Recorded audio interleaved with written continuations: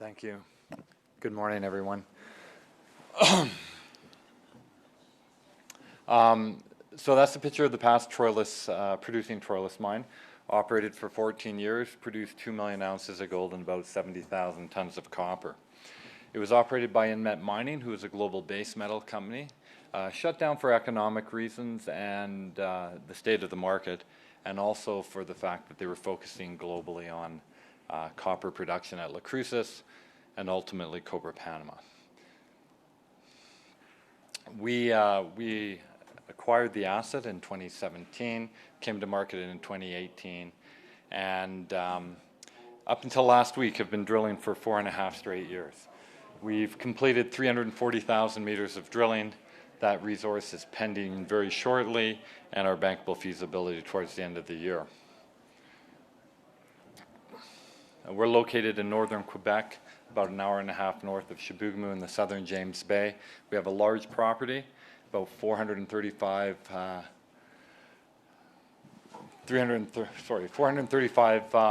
square kilometers. We had 1,500 and we sold 1,000 of it about a year ago to Sayona in Australia for $50 million. We're about an $85 million market cap right now. We have an existing resource of 8.1 million ounces. We added equivalent. And when I say equivalent today, it's 20% copper, 80% gold. We inherited about 1 million ounces underground. So in September 2020, when we put out our last resource, we increased that by about 6.5 million ounces. Our new resource, which will come out very shortly, will include an additional 240,000 meters. We are about 60-65% institutionally held, of which 15 to 20% are as major Quebec institutions. We have, our last financials, we had about 30 million in cash and working capital. We've been drilling pretty aggressively since then, well covered by the street. Management and insiders own 10%, and then the majority of the major large gold funds as well. Sayona Mining also did a private placement at a 40% premium with us about a year and a half ago. Our team has been together for a long time. Ian Pritchard is leading all of our engineering work. Kyle Frank is leading all of our exploration work. And Daniel Bergeron runs all of our logistics. Jacqueline is running our permitting. She's permitted over 4 mines in Quebec, and our team is actively moving forward. An experienced board. Eric Lamontagne is currently building greenstone for Equinox. We're located in the Frotette-Evans Greenstone Belt north of the Abitibi. We really look at that belt as a detachment of the Abitibi. Same rock, slightly higher metamorphic grade, but certainly the same age. The real difference being that we're covered by between 10 and 15 meters of till, and the majority of the Abitibi is exposed. So it's more specific exploration, if you will, or a lot more geochemistry, a lot more geophysics. Troilus is elongated, or the Troilus belt is a northwest-southeast elongated belt. As you can see, production came from 2 pits, 87 and J4. 87 is about 300 meters deep, J4 is 120.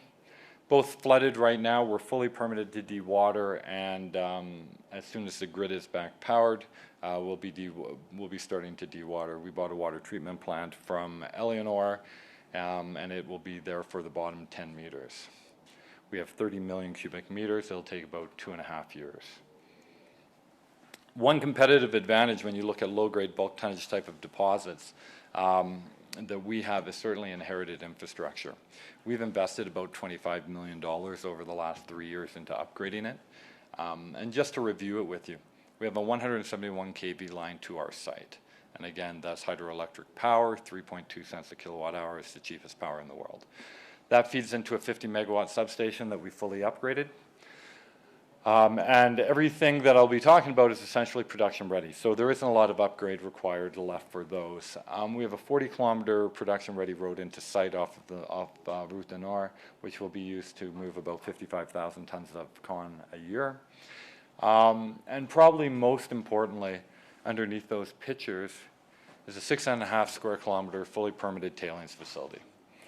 Center line constructed, it's about 12 meters high right now, and our production that we're envisioning in our bankable feasibility shortly is going to be a 22-year mine life produced at 35,000 tons a day, and that's going to provide us with life of mine capacity.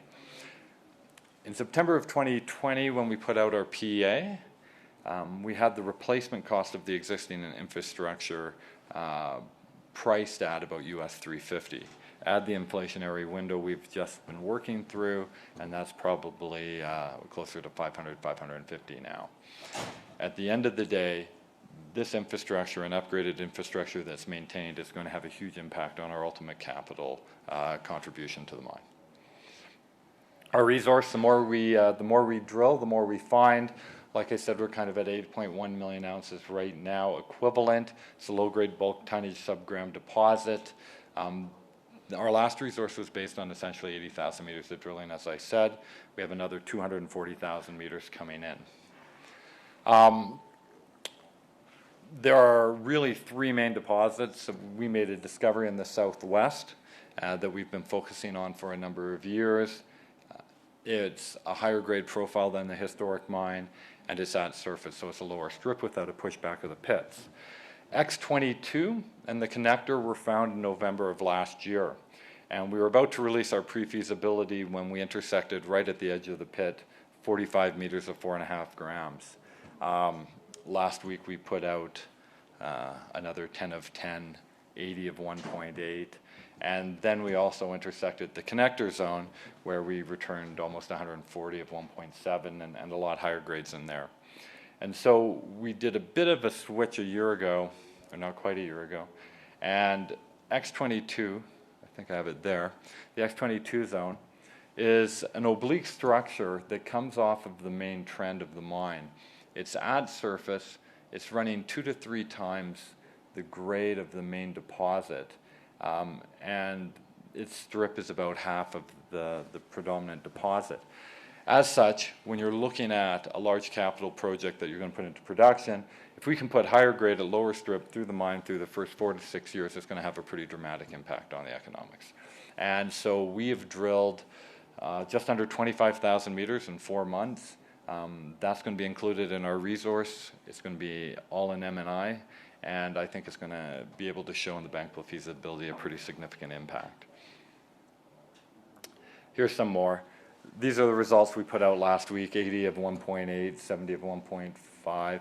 And again, when these come at surface in a very low strip, we're going to be able to blend and stockpile early additional ore off the end of the 87 pit, which is running about 2 grams. And so our goal is to put over 1 gram through the mill for the first 4 to 6 years. And in these low-grade bulk tonnage deposits, our whole emphasis is about repaying invested capital as fast as humanly possible and then turning into an ATM. And so economically, that pivot we made last year has turned out to be absolutely the right move, and we'll see that in the economics of the mine.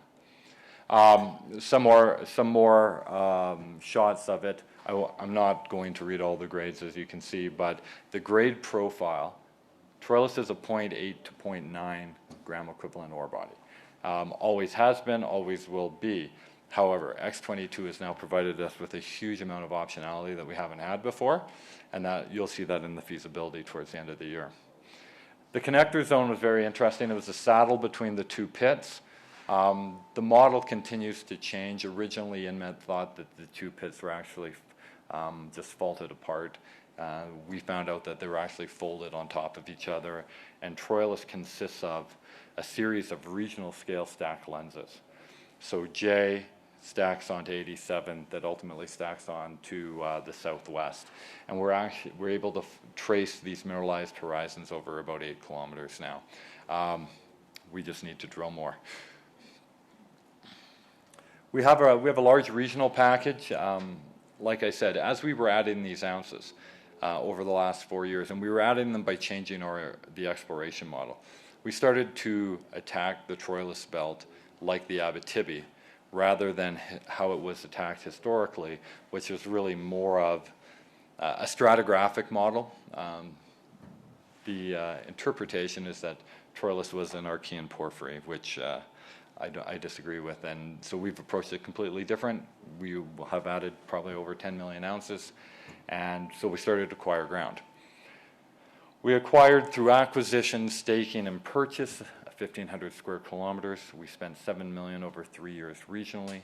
We identified the main gold belt, as we call it there, and the rest we sold for $50 million to a lithium company, which has provided us with a huge amount of non-dilutive working capital to continue for the last year. Just to highlight a couple spots, Rocket and Palador down at number 4 is very close to Sumitomo and Kenora Land's Renault discovery, where they hit 30 meters of almost 8.5 grams. Their system, well, their drills are turning about 50 meters off our border right now, so that's opportunistic. And then to start at number 3 was a discovery of us, 10 kilometers from the power line, 15 kilometers from the mine. We found a large intrusion that we've cleared. We have about 400 square meters of high-grade quartz vein swarms running up to an ounce material, plus a couple % copper. Our belt, our exploration premise at Troilus now is not really to find another deposit. We have lots of ounces. We're going to have 20 years plus of mine life. I'll talk about that next. However, if we can find pockets of grade that we could blend or supplement, it's just absolutely accretive. Our finding cost right now per ounce is about $5. We always talk about gold, but Troilus is going to be one of the largest copper producers in Quebec.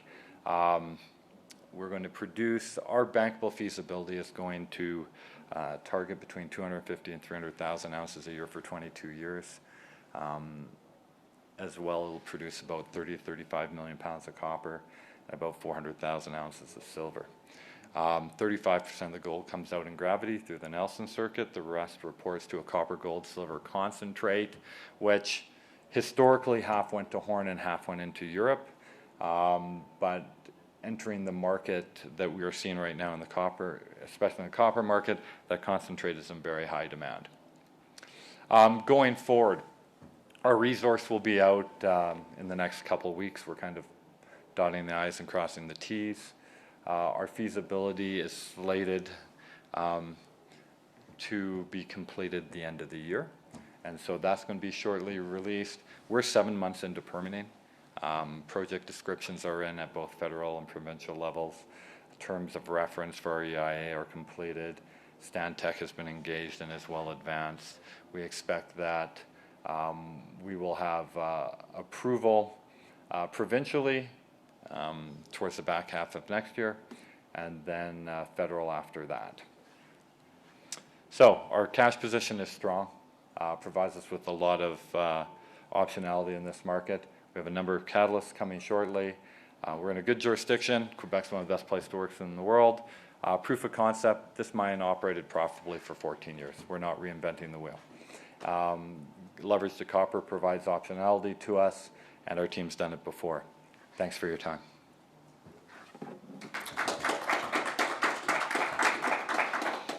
We've got about a minute if there are any quick questions.